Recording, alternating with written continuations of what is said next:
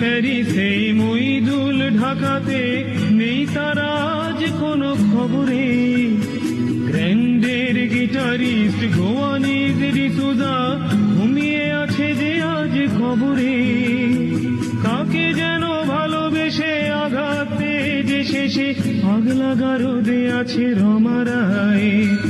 অমলটা ঢুকছে দুরন্ত ক্যান্সারে, জীবন করেনি তাকে ক্ষমায়।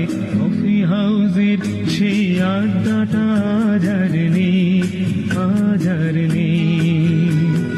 কোথায় হারিয়ে গেল সোনালি বিকেলগুলো সেই আজ আর নেই।